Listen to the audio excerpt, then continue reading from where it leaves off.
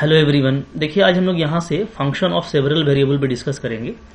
काफ़ी इंपॉर्टेंट है। एग्जाम में अगर हम लोग बात करें तो बीएससी, सीएसआईआर, नेट, जैम और डिफरेंट कॉम्पिटिटिव एग्जाम में इससे क्वेश्चन आता ही रहता है। लिमिट, कंटिन्यूटी, डेरिवेटिव्स बहुत ही सिंपल रहने वाला है, बहुत अच्छे से आपको समझ में आएगा। इसको हम लोग कैलकुलस ऑफ मल्टीपल वेरिएबल भी कहते हैं। ठीक है, कैलकुलस ऑफ मल्टी वेरिएबल भी इसको कहा जाता है। ठीक है, मतलब एक से ज्यादा वेरिएबल का calculus.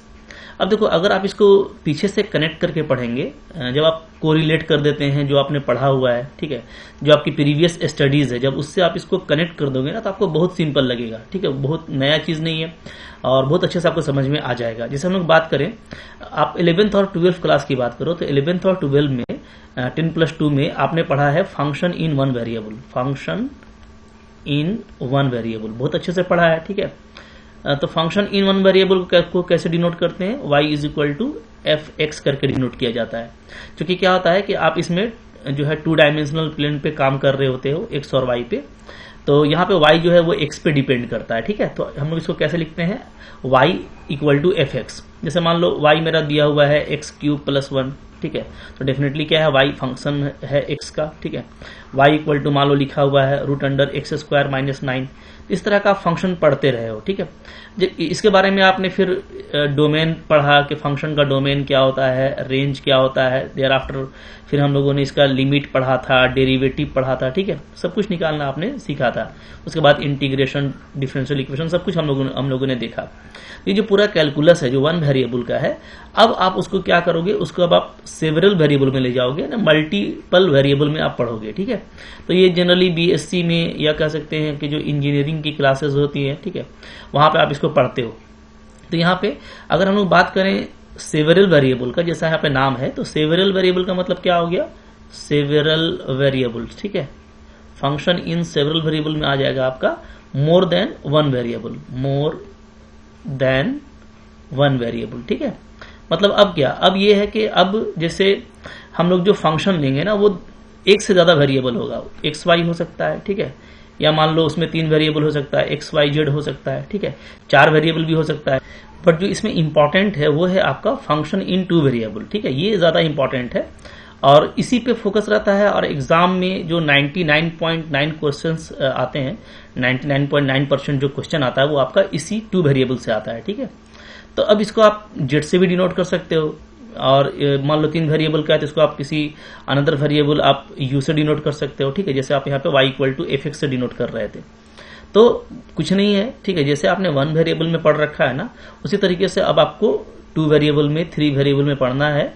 And this is nothing but the calculus of multi variable. ठीक है, तो अब जैसे आपने वहां पे domain, range, limit, derivative, integration, अब बहुत कुछ चीजें पढ़ी थी आपने। तो याद रखो, जैसे जैसे वेरिएबल बढ़ते जाता है ना, तो वैसे वैसे क्या है कि फिर उस तरह का जो एनालिसिस है वो थोड़ा डिफिकल्ट होता जाएगा। जाहिर सी बात है कि अब आपका स्पेस बड़ा हो रहा है तो एनालिसिस मुश्किल हो जाता है। तो इसलिए जितना ज्यादा इंपॉर्टेंट आपका 1 वेरिएबल था, ठीक है, उससे कुछ कम इंपॉर्टेंट आपका 2 वेरिएबल है, लेकिन इसको पढ़ना है। फिर 3 वेरिएबल और मुश्किल हो जाता है, 4 वेरिएबल। बट 3 वेरिएबल तक चलो इंटीग्रेशन वगैरह आते रहते हैं। ठीक है, इसके डेरिवेटिव वगैरह भी हम लोग पढ़ेंगे, तो सब कुछ पढ़ेंगे, कोई इशू नहीं है। बट ज्यादा इंपॉर्टेंट आपका 2 वेरिएबल रहेगा, ये आपको ध्यान देना है। अब देखिए, जैसे आपने डोमेन पढ़ा, रेंज पढ़ा, लिमिट, डेरिवेटिव, ठीक है, तो यहाँ पे अगर हम लोग स्पेशली बात करें लिमिट से, क्योंकि जब आप डोमेन की बात करोगे तो डोमेन आप जानते हो कि कोई फंक्शन जो है एक्स के किस वैल्यू के लिए डिफाइन होता है, उसको हम लोग डोमेन कहते हैं। और वो आपको इसमें इंटरवल में मिलता था। ठीक है, इंटरवल में जैसे हम लोग बात करेंगे इसी फंक्शन की, तो मैं आपको थोड़ा सा पीछे का बैकग्राउंड दिखा रहा हूँ ताकि आपको एक कॉन्फिडेंस आ जाए। ये सब आपने पढ़ा हुआ है 11-12 में। जैसे मैं अगर इस फंक्शन की बात करूँ तो इसका डोमेन क्या होगा? ठीक है, इसका डोमेन यहाँ पे होगा सिंपली, क्योंकि ये स्क्वायर रूट फंक्शन है और स्क्वायर रूट फंक्शन में जो भी वैल्यू है वो क्या होना चाहिए? वो आपका पॉजिटिव या 0 होना चाहिए। ठीक है, तो यहाँ से आपका आता है x² > 9। ओके, तो इसका मतलब ये हो जाता है कि जो मेरा x है, ठीक है, क्योंकि मॉड x क्या हो जाएगा? > 3 हो जाएगा। एंड दिस इंप्लाइज क्या हो जाएगा कि आपका जो है x है वो 3 से ∞, और या तो आपका -∞ से लेकर के -3 तक होगा। ठीक है, तो इसको जब हम इंटरवल में लिखते हैं तो इंटरवल में क्या आ जाता है? ये आपका इंटरवल में आ जाएगा -∞ to -3, राइट, ये होगा हमारा। और चूंकि यहाँ पे इक्वल टू भी है ना, तो इक्वल टू लग जाएगा। और आपका ये हो जाएगा आपका 3 से इन्फिनिटी, ठीक है। चलो, तो ये आपको इंटरवल में मिला, दिस इज द डोमेन। तो जैसे अपना डोमेन आप निकालते थे 2 डायमेंशन में और आपको वो इंटरवल में मिलता था, ठीक है। अब ये जो मल्टीपल वेरिएबल है 3 डायमेंशन, इसमें आपको ये क्या मिलेगा, ये आपको मिलेगा नेबरहुड में, ठीक है, नेबरहुड में मिलेगा। अब नेबरहुड क्या होता है, ठीक है, इसको हम लोग शॉर्ट में एनबीडी भी बोलते हैं। तो ये नेबरहुड क्या होता है, इस सब पे हम लोग अभी बाद में डिस्कस करेंगे, 1 बाय 1 डिस्कस करने वाले हैं सारी चीजों पे, ठीक है। तो ये आपको नेबरहुड में मिलेगा और इधर आपको इंटरवल में मिलता है। जैसे हम लोग डोमेन पे बात करते थे, ठीक है, रेंज पे बात करते थे, आपको वो इंटरवल में मिलता था, अब वो आपको एक नेबरहुड में मिलेगा। मतलब जाहिर सी बात है कि यही इंटरवल ही नेबरहुड कहलाता है 2 डायमेंशन और 3 डायमेंशन में, ठीक है। ये सब हम लोग बात कर चुके हैं। आपको कोई अब रीजन मिलेगा, ठीक है, कोई प्लेन मिलेगा, कोई स्फीयर मिलेगा, लाइक दैट, ठीक है। अच्छा, इसके बाद अगर हम लोग लिमिट की बात करें तो लिमिट को अगर देखें यहां से, तो देखो लिमिट क्या होता था। लिमिट की बात करता हूं, ठीक है। लिमिट में सिंपली हम लोग ये जानते थे कि अगर हम किसी फंक्शन का लिमिट फाइंड आउट कर रहे हैं, ठीक है, जैसे मान लो हम लिमिट निकाल रहे हैं किसी फंक्शन का एक्सटेंडिंग टू 3x² + 3, ऐसा, तो अगर ये डिफाइन है, क्योंकि ये ऑलरेडी डिफाइन है, आप इसमें x का वैल्यू 3 डालोगे तो क्या आ जाएगा, 3 का स्क्वायर + 3 आपका आ जा रहा है 12, ठीक है। तो ये डिफाइन है। अगर कोई फंक्शन आपका ऑलरेडी डिफाइन है, ठीक है, किसी भी पॉइंट पे वो अनडिफाइंड नहीं है, तो वो क्या करते हो, आप डायरेक्टली उसको वहां पे पुटअप कर देते हो, ठीक है। जैसे मान लो हम लोग काम करते थे limit extending to 2x² - 2 divided by x + 2, ठीक है। इसमें भी देखेंगे तो क्या करेंगे, तो 2a² - 2/2 + 2, तो ये आपका आ जा रहा है 2/4 यानी 1/2। तो क्या हो रहा था, जो आपको फंक्शन दे रखा है यहाँ पे 1 वेरिएबल में, वो डिफाइंड फंक्शन है, ठीक है, वो क्या हो रहा है, वो अनडिफाइंड नहीं हो रहा है, इसलिए हम लोग लिमिट में डायरेक्टली पुट कर रहे हैं। जबकि मान लो अगर इसी तरह का आपको कोई फंक्शन इस तरह से दिया रहता था, limit extending to 2x² - 2a² x - 2, ठीक है। तो अब यहाँ पे क्या होता है, अगर 2 डालेंगे तो 0/0 फॉर्म आ जाएगा। तो हम लोगों ने पढ़ रखा है कि अगर 0/0 फॉर्म आता है या ∞/∞ फॉर्म आता है या 1∞ या ∞ -∞, ठीक है, ∞ इस तरह का कोई फॉर्म आता है, ठीक है, तो वो हमारा क्या होता है, वो हमारा होता है अनडिफाइंड फॉर्म। और जैसे ही अनडिफाइंड फॉर्म हो जाता है तो हम लोग फिर क्या करते हैं कि वहां पे डायरेक्टली पुट नहीं करते, फिर क्या करते हैं, फिर बहुत सा प्रोसेस आपने पढ़ा है कि आप या तो फैक्टराइजेशन करते हो सो दैट कि आपका जो फंक्शन है वो डिफाइन हो जाए, या लिमिट में बहुत सारे फॉर्मूलाज हैं हम लोग उसका यूज करते थे, ठीक है। अभी मैं उधर नहीं जा रहा। जैसे आप यहाँ पे देखोगे तो यहाँ पे 0/0 फॉर्म है, तो हम लोग यहाँ पे लिमिट एक्सटेंडिंग टू 2 कर सकते हैं, ठीक है जी, और ऊपर में फैक्टर कर देंगे a² - b², तो ये हो जाएगा आपका x - 2 x + 2 divided by x - 2, ठीक है। तो फिर आपका ये कैंसिल हो जाता है। अब आपका ये फंक्शन डिफाइन है, तो आप यहाँ पे 2 पुट करोगे तो 2 + 2 आपका क्या आ जाएगा, 4 आ जाएगा, ठीक है। तो इस तरीके से आप काम करते हो अगर वो इस तरह का कोई फॉर्म में आ जाता है तो, ठीक है। इसी तरीके से मान लो मैं और दिखा देता हूं आपको, मान लो हमारे पास में ये है standing to infinity e⁻x + x divided by x² + 2, ऐसा। तो अब यहाँ पे भी हम लोग देखेंगे तो अगर इन्फिनिटी डालते हैं तो क्या हो जाता है, ये ∞/∞ फॉर्म आ जाता है, ठीक है। तो अब आप यहाँ पे क्या कर सकते हो, तो आपने पढ़ा हुआ है यहाँ पे एल हॉस्पिटल रूल आपने पढ़ा है, ठीक है। तो इस रूल को हम लोग यहाँ पे अप्लाई कर सकते हैं जी। क्या था ये रूल, ये हमारा कहता है कि अगर ∞/∞ या कोई भी अनडिफाइंड फॉर्म है तो हम लोग ऊपर और नीचे क्या कर सकते हैं, डिफरेंशिएशन कर सकते हैं। तो आप डिफरेंशिएशन कीजिएगा यहाँ पे विथ रिस्पेक्ट टू x, तो क्या आ जाएगा, तो आपका आ जाएगा ex का, तो हमेशा ex ही रहेगा, x का हो जाएगा 1, ठीक है। नीचे में आ जाएगा आपका 2x और +2 का 0।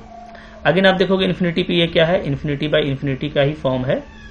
तो फिर से इसको हम लोग एक बार डिफरेंशिएट कर सकते हैं, डिफरेंशिएशन करेंगे again with respect to x, तो क्या आ जाएगा, ex आ जाएगा, नीचे में 2 आ जाएगा, ठीक है। तो अब देखो अब ये ∞/2 का फॉर्म आ रहा है, तो ये ∞/∞ नहीं है, सो इसका वैल्यू क्या आ जा रहा है, इन्फिनिटी आ रहा है। तो देखिए लिमिट का वैल्यू इन्फिनिटी आ सकता है, ये बात आप याद रखिए, ठीक है। ∞/∞ आता है तब हम लोग क्या बोलते हैं कि जो है वो अनडिफाइंड फॉर्म है, लेकिन अगर इन्फिनिटी आ गया तो ये एग्जिस्ट कर रहा है, ठीक है, एग्जिस्ट कर रहा है और इसका वैल्यू क्या है, इन्फिनिटी है। हाँ ठीक है, अगर आपको कोई ये बोलता है कि नॉट एग्जिस्ट, तो वो नॉट एग्जिस्ट फाइनाइटली होगा, कि दिस नॉट एग्जिस्ट फाइनाइटली, इसका कोई फाइनाइट वैल्यू नहीं है, ठीक है, इसके अकॉर्डिंग वो एग्जिस्ट नहीं कर रहा है कि फाइनाइट कोई वैल्यू नहीं है। बट अगर इसका कोई वैल्यू देखा जाए तो इन्फिनिटी होता है, ठीक है। हम लोग इसको आगे भी बात करते रहेंगे, इस तरह का काफी सारा क्वेश्चन आपने डील किया है। तो ये आपका देखो 1 वेरिएबल का कुछ एग्जांपल हो गया।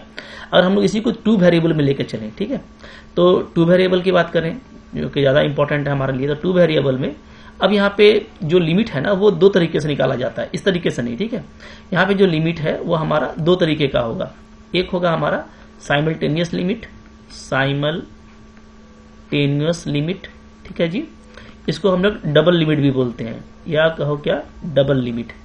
इसको भी आप याद रखो अच्छे से, ठीक है। इसका डिटेल डेफिनेशन भी बात करेंगे हम लोग। और दूसरा होता है क्या, दूसरा हम लोग बोलते हैं इसको रिपीटेड लिमिट, रिपीटेड लिमिट, ठीक है।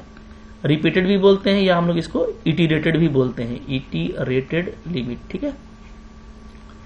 ओके, तो अब ये क्या होता है, जैसे साइमल्टेनियस लिमिट क्या होगा, तो अगर आप यहाँ पे टू वेरिएबल की बात कर रहे हो आप ना, तो ध्यान दो, जब टू वेरिएबल की बात करते हैं तो दो वेरिएबल आपका क्या हो जाता है, एक्स और वाई हो जाता है।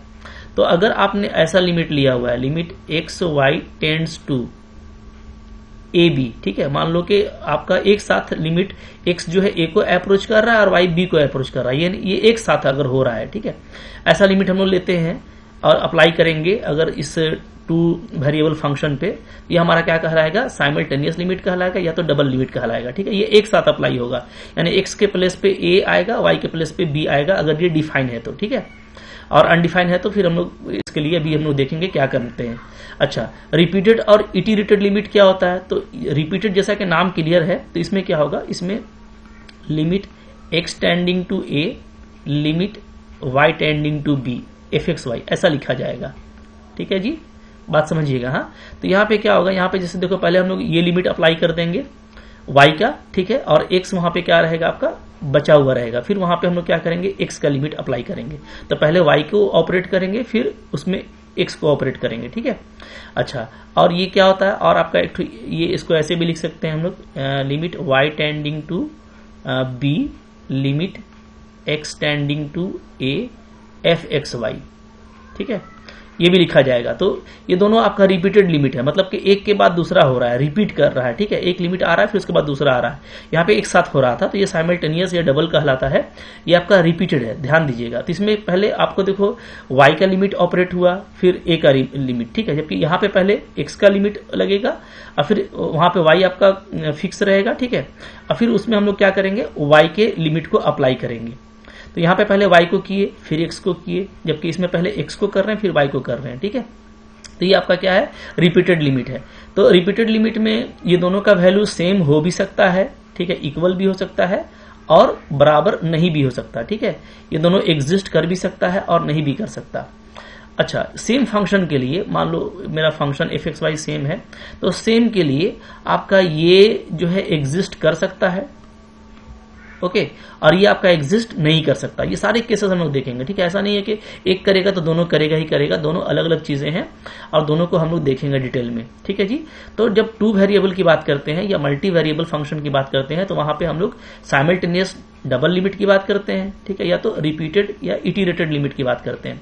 अब इसमें मैं आपको कुछ क्विक दिखा देता हूं, कुछ एग्जाम्पल ताकि आपको क्लियर हो जाए। जैसे देखो, मान लो मेरे को ये दिया हुआ है, ठीक है, कुछ एग्जाम्पल देख लेते हैं। एग्जाम्पल, फर्स्ट एग्जाम्पल है कि आपको दिया हुआ है limit X Y tends to 0 0, right, और आपको फाइंड करना है X square plus Y square plus 3xy। डेफिनेटली ये क्या है, ये टू वेरिएबल का फंक्शन है। तो अब इसमें लिमिट लगाने में तो ये तो वही चीज हो गया कि वन वेरिएबल में जैसा हम देखते थे कि अगर हम लिमिट डालने से, ठीक है, वैल्यू क्या आ जाता है, उसका फाइनाइट आ जाता है, फंक्शन आपका डिफाइन है, तब तो कोई टेंशन ही नहीं है। डायरेक्टली क्या करेंगे, एक्स के प्लेस में 0 पुट करेंगे और वाई के प्लेस में भी 0 पुट करेंगे, ठीक है जी। यहाँ पे क्या होगा, यहाँ पे एक्स भी 0 होगा, वाई भी 0 होगा, ठीक है, तो सारे ही 0 हो जाएंगे, तो इसका वैल्यू 0 आ रहा है, बिल्कुल ये एग्जिस्ट कर रहा है, ठीक है।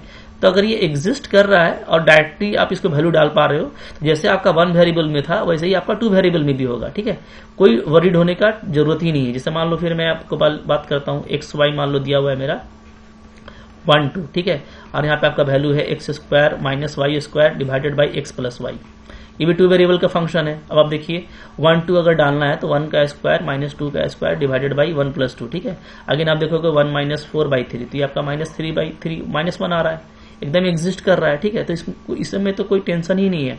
अगर फंक्शन आपका डिफाइन है, ठीक है, यानी वो आपको अनडिफाइंड कोई फॉर्म नहीं आ रहा, 0/0 का फॉर्म, इन्फिनिटी का फॉर्म नहीं आ रहा, तो आप तो बिंदास तरीके से डाल सकते हो, ठीक है।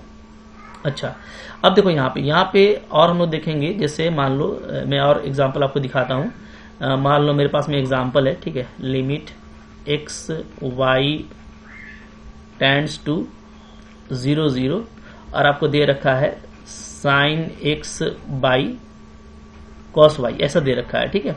तो अगेन आप देखोगे यहाँ पे कि एक्स को 0 करना है, वाई को भी 0 को, साइन 0 बाई कॉस 0 करेंगे, ठीक है। तो यहाँ पे आपका आ जा रहा है 0/1, तो आपका 0 आंसर आ रहा है, तो बिल्कुल एग्जिस्ट कर रहा है, फाइनाइटली एग्जिस्ट कर रहा है, ठीक है। तो इस में कोई टेंशन नहीं है। जब ये अभी हम लोग कुछ ऐसा भी एग्जाम्पल करेंगे जहाँ पे ये आपका हिट नहीं करेगा, ठीक है। तो मान लो आपको ये ऐसे भी पूछ सकता है, ये इसी क्वेश्चन को आपको ऐसे दे देता कि आप इवेलुएट करो क्या, limit X tending to, right इसको ठीक से लिखते हैं, limit X tending to 0, limit Y tending to 0, sine X by cos by, ऐसा आपको दे देता, ठीक है। तो यहाँ पे भी हम लोग वही करते, जैसे आपका ये रिपीटेड लिमिट आ गया, ठीक है। तो पहले हम क्या करेंगे, पहले वाई वाले को अप्लाई करेंगे, तो क्या आ जाएगा, लिमिट एक्स को छोड़ देंगे एक्स टेंडिंग टू 0 और वाई का अप्लाई करेंगे तो हो जाएगा साइन एक्स बाई कॉस 0, ठीक है जी। तो cos 0 तो 1 होता है तो वह हट जाएगा। अब x को अप्लाई करना है तो ये आपका आ जाएगा sin 0, तो sin 0 क्या होता है, 0 होता है, ठीक है। तो इस तरीके से देखो बिल्कुल आसानी से आपका ये अप्लाई हो रहा है, ठीक है। और आपका इस तरीके से ये बनता चला जाएगा। तो चाहे डबल लिमिट हो या साइमल्टेनियस लिमिट हो, आपका अगर वो एग्जिस्ट, अगर डिफाइन है फंक्शन, तो आपको वैसे ही करना है जैसे आप 1 वेरिएबल में करते थे, ठीक है। बिल्कुल इत्मीनान से करना है, हड़बड़ाना नहीं है, ठीक है। बहुत आसान होता है। अच्छा, एक बात इसमें अब ये है कि साइमल्टेनियस लिमिट कब एग्जिस्ट करेगा। अगर साइमल्टेनियस लिमिट की बात करें तो साइमल्टेनियस लिमिट एग्जिस्ट कब करता है ये भी मैं बता देता हूं, ठीक है। अब देखिए एग्जिस्टेंस ऑफ जो साइमल्टेनियस लिमिट है, ठीक है, वो कैसे हम लोग डिसाइड करते हैं। तो साइमल्टेनियस लिमिट बोलो या बोलो डबल लिमिट, ठीक है, कि साइमल्टेनियस और डबल लिमिट का एग्जिस्टेंस कैसे डिसाइड किया जाएगा।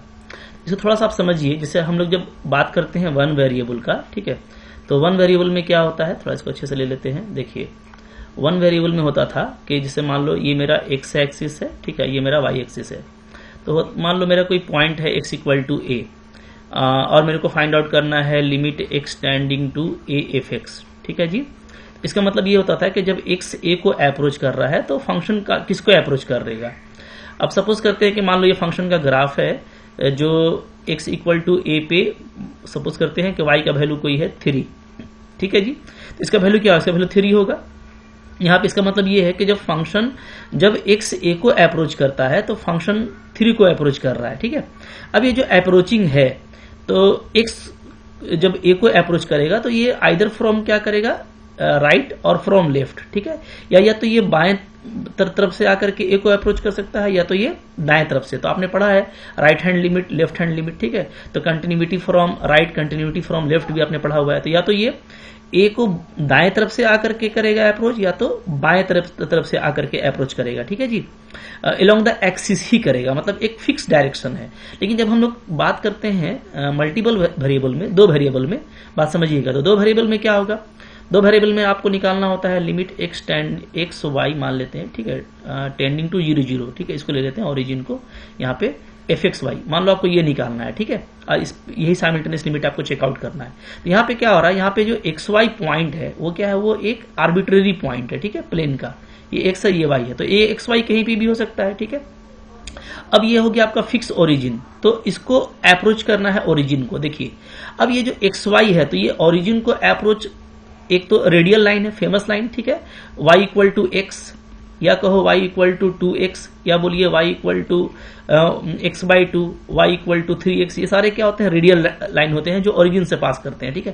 तो इन सबको मिला करके हम लोग क्या बोलेंगे शॉर्ट में, y इक्वल टू mx, ठीक है जी। यहाँ पे m का वैल्यू कुछ भी हो सकता है, 1 2 1/2 3, ठीक है। तो जो xy है, जो आर्बिट्रेरी पॉइंट है प्लेन का, वो ओरिजिन को बहुत तरीके से अप्रोच कर सकता है अलोंग दिस लाइन, ठीक है। कोई कर्व बना करके अप्रोच कर सकता है, ठीक है, किसी स्ट्रेट लाइन से या कोई किसी दूसरे रेडियल लाइन से अप्रोच कर सकता है। तो अब यहाँ पे कोई फिक्स एक पाथ नहीं है, यहाँ पे बहुत तरह के पाथ से ये इसको अप्रोच कर सकता है। कर्वियल पाथ हो सकता है, स्ट्रेट लाइन हो सकता है, ठीक है। तो अब देखो साइमल्टेनियस लिमिट कब एग्जिस्ट करेगा, जब ये जो वैल्यू है ना, ये जो वैल्यू है ये क्या होना चाहिए, ये आपका पाथ इंडिपेंडेंट होना चाहिए। क्या होना चाहिए, पाथ इंडिपेंडेंट, बात समझिएगा, ठीक है, पाथ इंडिपेंडेंट। ओके, इसका मतलब क्या है, इसका मतलब ये है कि चाहे हम कोई भी पाथ फॉलो करें, चाहे हम एक्स वाई जो है ओरिजिन को अप्रोच करें आइदर बाय स्ट्रेट लाइन और बाय एनी कर्व, कोई भी कर्व से अप्रोच करे तो इसका वैल्यू फिक्स होना चाहिए, कांस्टेंट होना चाहिए। इसका मतलब क्या हो गया, दैट इज, इसको ऐसे लिखेंगे लिमिट एक्स वाई, ठीक है, टेंड्स टू 0 0 जीरो ओरिजिन, ठीक है, F X Y is equal to कोई फिक्स वैल्यू आएगा एम, ठीक है, ये फिक्स्ड आएगा, मतलब ये ऐसा नहीं कि आर्बिट्रेरी है, कोई फिक्स्ड है, ये 3 हो सकता है, 2 हो सकता है, ठीक है, एम हटा देता हूं मैं क्योंकि अभी एम आपको कंफ्यूज करेगा, एम का बहुत सा वैल्यू नहीं ले रहे हैं, या 1 कोई भी आपका वैल्यू आएगा, फिक्स्ड आएगा, ठीक है, चाहे जो एक्स वाई है वो ओरिजिन को किसी भी पाथ से अप्रोच करे, ठीक है, ओके, तो ये फिक्स्ड वैल्यू आएगा, है ना, वाट एवर बी द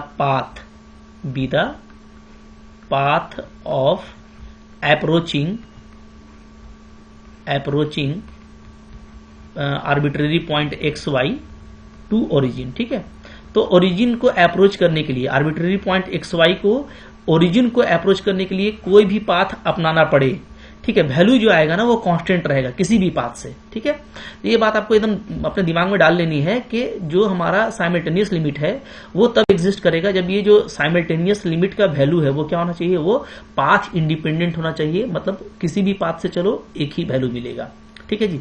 यहाँ पे एक इंपॉर्टेंट बात है, सो समझ लीजिए, ठीक है, जैसे हम लोग जब वैल्यू निकालेंगे तो अगर हमको वैल्यू इस तरह का कोई फिक्स्ड वैल्यू आता है, ठीक है, आइदर फ्रॉम एनी पाथ, ठीक है, तो उस केस में इसका वैल्यू यही हो जाएगा। तो इस तरह का वैल्यू को दिखाने के लिए ना हम लोग डेफिनेशन का यूज करेंगे, ठीक है, तो इसका जो डेफिनेशन है प्योर मैथमेटिक्स वाला, जिसको हम लोग एप्सिलॉन डेल्टा डेफिनेशन कहते हैं, वो हम लोग नेक्स्ट लेक्चर में देखेंगे, ठीक है, बट जो इंपॉर्टेंट है एग्जाम पर्पज से वो ये होता है ना कि ये आपका पाथ डिपेंडेंट होकर के क्या हो जाता है, नॉट एग्जिस्ट वाला केस आ जाता है, तो वो ज्यादा इंपॉर्टेंट है, तो मैं उस पर आपको कुछ एग्जाम्पल दिखा देता हूं, ठीक है, फिर हम लोग इस पे भी आ जाएंगे। सपोज कीजिए आपको दिया हुआ है limit X Y tends to 0 0 और यहाँ पे आपका है X Y by X square plus Y square, बिल्कुल मैंने एक सिंपल फंक्शन लिया है, ठीक है, 2 वेरिएबल का, बट है इंपॉर्टेंट। अब देखोगे अगर 0 0 डालते हैं तो ये 0/0 का फॉर्म है, ठीक है जी। तो अब हम लोग यहाँ पे देखें ना, तो यहाँ पे मैं आपको सजेस्ट करूंगा, तरीका यही है कि आप एक पाथ चूज कर लीजिए, ठीक है, तो एक फेमस पाथ लेंगे रेडियल लाइन का y equal to M X, ठीक है, यहाँ पे m आपका क्या है, कोई भी आपका m जो है रियल नंबर हो सकता है, ठीक है, m बिलोंग्स टू r, कोई भी रियल हो सकता है, ठीक है जी। तो अब देखो अगर y इक्वल टू मैं एम एक्स लेता हूं यहाँ पे, तो क्या हो जाएगा, तो ये आपका हो जाएगा लिमिट, ध्यान दीजिएगा ये x टेंडिंग टू 0 हो जाएगा, ठीक है, इसलिए कि अब आपने y as a dependent function x ले लिया है, तो अब y तो रिप्लेस हो जाएगा, x वनली बचेगा, तो इसलिए अब एक्स वाई की जरूरत नहीं है, वनली हम लोग क्या लिखेंगे, x टेंडिंग टू 0। अब देखो एक्स वाई, तो जहां पे y है वहां पे आप एम एक्स पुटअप कर दो, नीचे आ जाएगा आपका एक्स स्क्वायर प्लस क्या आ जाएगा यहाँ पे एम एक्स का होल स्क्वायर, ठीक है। अब देखिए इसको थोड़ा सा और सिंप्लीफाई करेंगे तो क्या आ जा रहा है, x tending to 0, X square common निकाल लीजिए ऊपर में, नीचे भी कॉमन निकल जाएगा 1 प्लस एम स्क्वायर, ये कैंसिल हो गया, आपका वैल्यू क्या आ जा रहा है, m by 1 plus m square आ जा रहा है, ठीक है। अब आप यहाँ पे ध्यान दो, बिल्कुल अच्छे से समझो, यह चूंकि m कोई भी रियल नंबर है तो यहाँ पे जो है m का अलग अलग वैल्यू डालेंगे तो अलग अलग वैल्यू मिलेगा। अगर m को मैं 0 लेता हूँ तो क्या हो जाएगा, ये 0/1 0 हो जाएगा, m को मैं अगर 1 लेता हूँ तो ये क्या हो जाएगा, 1/2 हो जाएगा, m को अगर मैं 2 लेता हूं तो ये क्या हो जाएगा, 2/5 हो जाएगा। तो अलग अलग वैल्यू देखो मिल रहा है, ये m पे डिपेंड कर रहा है, ठीक है, यानी y equal to M X क्या है, अलग अलग पाथ है, m को 0 लूंगा तो ये आपका हो जाएगा y equal to 0, y equal to 0 क्या होता है, x एक्सिस, यानी अगर आप x एक्सिस की तरफ से आ रहे हैं तो आपको वैल्यू 0 मिल रहा है। अगर m को मैं 1 लेता हूं तो क्या मिलेगा, y इक्वल टू x मिलेगा, रेडियल लाइन है जो कि ओरिजिन से पास करता है, उस केस में आपको जो ये साइमल्टेनियस लिमिट का वैल्यू है वो 1/2 मिल रहा है। अगर आप m को 2 लेते हो तो आप अलग अलग वैल्यू लोगे, आपको अलग अलग वैल्यू मिल रहा है, तो यानी क्या है, ये जो मेरा लिमिट है, देयरफॉर क्या है, देयरफॉर जो लिमिट वैल्यू है हमारा, लिमिट वैल्यू क्या है, वो आपका पाथ डिपेंडेंट है, इज पाथ डिपेंडेंट, ठीक है, ये आपका पाथ पे डिपेंड कर रहा है, पाथ इंडिपेंडेंट नहीं है, क्या है, पाथ डिपेंडेंट है, ठीक है। और अगर पाथ डिपेंडेंट है तो इस केस में क्या होगा, मेरा जो साइमल्टेनियस लिमिट है वो एग्जिस्ट नहीं करेगा, ठीक है। तो limit X Y tends to जो 0 0 हमको दिया हुआ था ना, ठीक है, एफ एक्स वाई वो क्या करेगा, वो नॉट एग्जिस्ट करेगा, ठीक है जी। तो नॉट एग्जिस्ट दिखाना काफी आसान है, मतलब आप दिखा दोगे बस वो पाथ डिपेंडेंट है, दैट्स इट, वो आपका दिख गया कि वो नॉट एग्जिस्ट कर रहा है। और ज्यादा इंपॉर्टेंट एग्जाम में यही है, नॉट एग्जिस्ट आपको दिखाना होता है, ठीक है। हाँ, अगर हमको एग्जिस्ट कर गया ये दिखाना है, मतलब मान लो कोई हर पाथ से एक ही वैल्यू पे आ रहा है, तो उस केस में हम लोग क्या करेंगे, फॉर्मूला जो डेफिनेशन है जो साइमल्टेनियस लिमिट का डेफिनेशन है, एक्चुअल डेफिनेशन, जिस पे मैं आगे लेक्चर में बात करूंगा, ठीक है, तो उससे हम लोग काम करेंगे। बट ज्यादा इंपॉर्टेंट ये है कि मोस्टली केसेस में आप देखिएगा कि लिमिट एग्जिस्ट नहीं करता, साइमल्टेनियस लिमिट, ठीक है। बहुत सारे मैं अभी एग्जाम्पल दिखाने वाला हूं आपको नेक्स्ट लेक्चर में, तो आप किसी को स्किप मत करना, देखते जाओ, काफी मजा आने वाला है, ठीक है। हम लोग एक एक करके हर चीज पे बात करेंगे, ये ज्यादा इंपॉर्टेंट है। तो मैंने आपको यहाँ पे ये दिखाया कि आपको कोरिलेट करके पढ़ना है, जैसे आप 1 वेरिएबल में करते थे, 2 वेरिएबल में बहुत नया नहीं है, ठीक है। अगर आपको डिफाइन फंक्शन दिया हुआ है तो बिल्कुल उसी के अकॉर्डिंग आपको करना है। हाँ, लेकिन अगर आपको साइमल्टेनियस लिमिट निकालना हो या आपको रिपीटेड लिमिट निकालना हो, जैसा कि 2 वेरिएबल में लिया जाता है, तो इस केस में आपको इसका जो पैटर्न है, जो प्रोसेस, उस पर आपको ध्यान देना है। और इंपॉर्टेंट ज्यादा जो साइमल्टेनियस लिमिट है उसमें आपको ये देखना होता है कि ये पाथ डिपेंडेंट है या पाथ इंडिपेंडेंट है। तो ज्यादा क्वेश्चन करेंगे तो और भी ज्यादा क्लैरिटी आएगा। तो आई होप आपको ये लेक्चर अच्छा लगा होगा, ठीक है। इसको हम लोग आगे भी कंटिन्यू करेंगे, पूरा प्ले लिस्ट मेरा इसके लिए आने वाला है, तो आप 1 by 1 सबको देखते जाओ, काफी मजा आएगा, ठीक है। डेफिनेटली आपको अच्छा लगा होगा, लाइक कीजिएगा, चैनल पे नए सब्सक्राइब कीजिए। Thank you very much.